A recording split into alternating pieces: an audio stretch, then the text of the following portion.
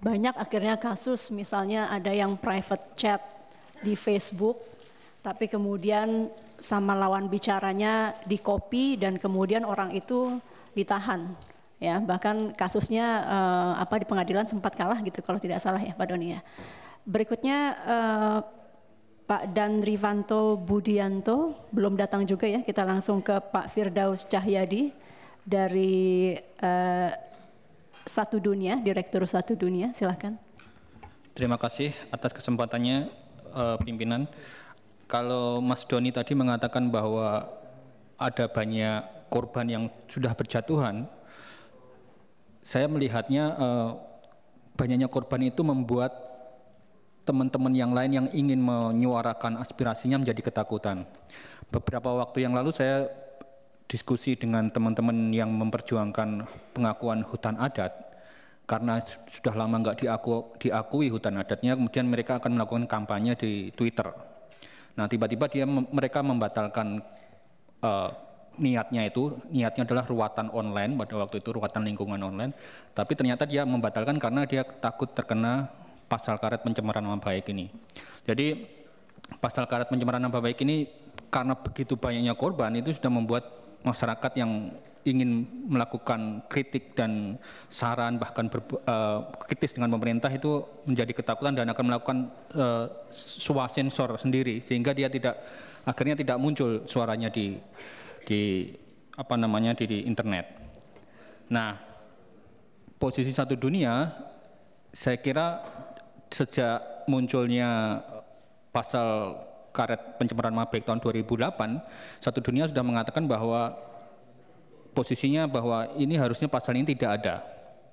Pasal ini sebenarnya sudah diatur dari KUHP dan Satu Dunia mengusulkan supaya ini dihilangkan saja dari Undang-Undang ITE dan Undang-Undang ITE fokus kembali ke transaksi elektronik.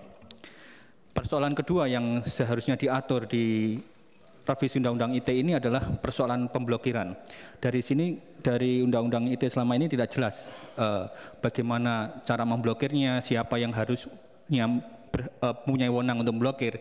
Ini ada beberapa cerita lagi yang kemarin saya dengan teman saya, websitenya diblokir, tapi websitenya itu sebenarnya tidak terkait dengan terorisme atau pornografi. Di websitenya dia menulis setelah Jokowi melepaskan burung di Kebun Raya Bogor, dia menulis di websitenya bahwa pelepasan itu justru mengganggu lingkungan karena itu bukan habitatnya.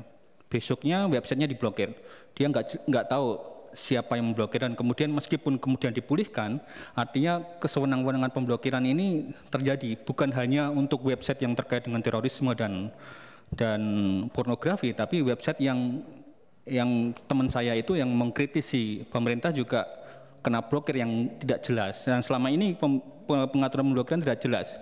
Nah, di revisi Undang-Undang ITE ini kita mengharapkan bahwa pemblokiran diatur secara detail, siapa yang punya wewenang memblokir dan bagaimana pemulihannya, kalaupun terus mekanisme pemblokiran seperti apa.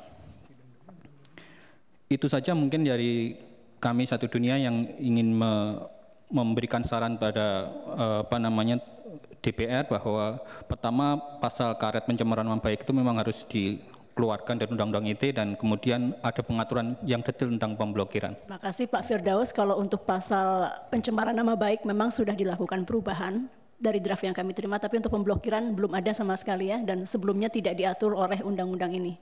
Jadi Bapak mengusulkan ada penambahan? Selain persoalan pemblokiran itu di draft pemerintah hanya mengurangi hukuman saja yang pasal pencemaran nama baik.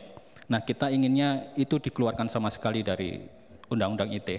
Dalam revisi Undang-Undang ITE ini tidak lagi dicantumkan tindak pidana yang pada dasarnya itu sudah diatur di KUHP.